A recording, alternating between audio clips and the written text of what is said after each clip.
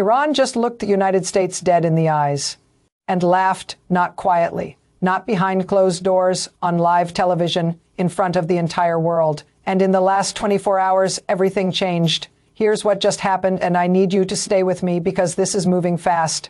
The Trump administration sent a nuclear negotiation offer to Tehran, back channel, carefully orchestrated, designed to look like a win. The kind of deal that gets you a prime-time press conference and wall-to-wall coverage. Iran's response? They didn't just say no, they called it theater, a staged performance, a PR stunt for American audiences. And honey, that is not routine diplomatic language. That is a country standing at a podium, looking directly at Washington, D.C., and saying, we see through you, and we are done. Now, you might be thinking, okay, countries reject offers all the time.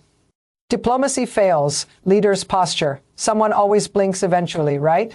Not this time, because this wasn't one statement. This was three, all within 48 hours. Iran's foreign minister, the supreme leader himself, and then the Revolutionary Guard Corps, Iran's most powerful military force, didn't even mention diplomacy. They talked about military readiness, strategic positioning, and they used a phrase that should stop every single person in their tracks, the final phase of resistance.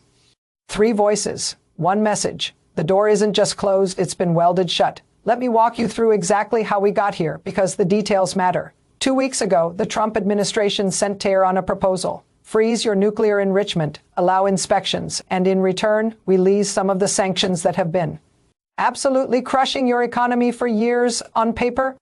That sounds like progress, and the White House made sure the right journalists heard about it. Allies were quietly notified. The whole thing was designed to give Trump a signature foreign policy moment, the deal maker, the closer, the guy who did what no one else could. But here's the thing. Iran expected this offer. Iranian analysts are literally on state television right now saying the response was scripted weeks ago. They watched Trump's first term. They watched him pull out of the nuclear deal. They watched the maximum pressure campaign. They watched General Soleimani get assassinated, and they drew one conclusion. American offers come with hidden knives. So when Iran's foreign minister stepped in front of those cameras, he didn't just decline. He dissected. He called the proposal, and I want you to really hear this, a theatrical gesture designed for American domestic consumption with no genuine commitment to justice or sovereignty. That's not a rejection. That's an autopsy. Then the Supreme Leader followed with a statement calling any negotiation under current U.S. pressure, quote, worthless and humiliating.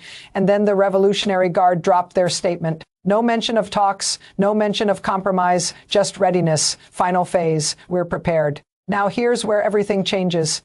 And this is the part that almost nobody in mainstream media is talking about. Iran is not negotiating from desperation. They're not scared. Yes, their economy has been battered, but their strategic position? Stronger than it's been in 30 years. Their nuclear enrichment is sitting at 60% purity right now. Let me put that in plain terms. There is zero civilian application for 60% enriched uranium. None. That is weapons-grade material. And the only thing standing between where Iran is right now and a functional nuclear weapon is a matter of weeks. Weeks, not years. Weeks. And while that's been happening, their proxy network from Lebanon to Yemen to Iraq has been expanding.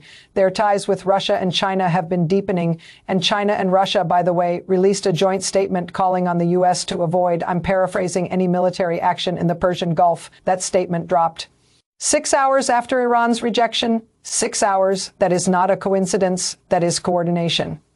Think about what that means for a second. We're not talking about a regional standoff anymore. We are one bad decision away from a confrontation involving the three most powerful militaries on Earth and the White House's options right now. They're all bad. Strike Iran militarily, risk a regional war and a superpower flashpoint. Do nothing and watch Iran's nuclear timeline roll forward unchallenged. Go back to the table. Iran just torched that path on live TV. There is no clean exit, and inside the White House, they know it. But I know what some of you are thinking. This feels like something happening far away, in rooms you'll never sit in, decided by people you'll never meet. It's not. The Strait of Hormuz, the narrow waterway that nearly 20% of the world's oil supply passes through, every single day sits right at the edge of Iranian territorial waters. Iran has said explicitly that if they are attacked, that strait gets closed. Not disrupted. Closed. Goldman Sachs and JP Morgan have already run this scenario. Their estimate? Oil hits $150 to $180 a barrel within weeks, and when oil goes to $180, Everything goes up with it. Gas, groceries, every package shipped to your door. Cargo insurance rates for ships moving through the Gulf have already jumped 340% in the last 6 months. Defense stocks, Raytheon, Lockheed Martin, Northrop Grumman are surging in after-hours trading right now. Institutional money is already pricing in military escalation within 90 days. The money doesn't lie, and it's telling us something loud. Here's the even bigger picture. Every capital on earth read Tehran's statement today and drew its own conclusions. Saudi Arabia is watching its U.S. security guarantees start to look paper-thin. And they have publicly said before that if Iran goes nuclear, they will too. That triggers Egypt, Turkey, potentially the most volatile region on earth becomes the most nuclear-armed region on earth within a decade. Israel, which has a hard, absolute red line on Iranian nuclear capability, has already struck Iraq's reactor in 1981 and Syria's in 2007. Israeli outlets are already reporting that the Prime Minister's office is in active discussions about military options. And China?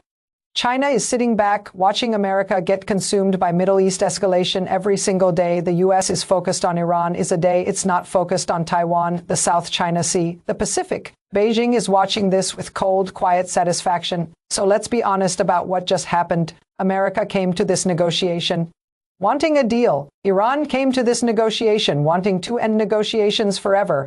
One side got exactly what it wanted.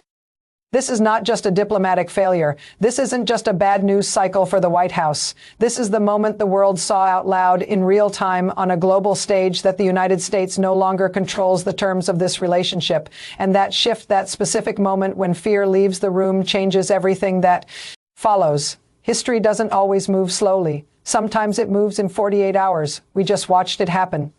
Stay locked in because the next move from Washington, Tehran, Tel Aviv, or Moscow, it's coming fast, and when it does, you'll want to understand exactly how we got here. Hit subscribe, turn on notifications, because this story, it's just getting started.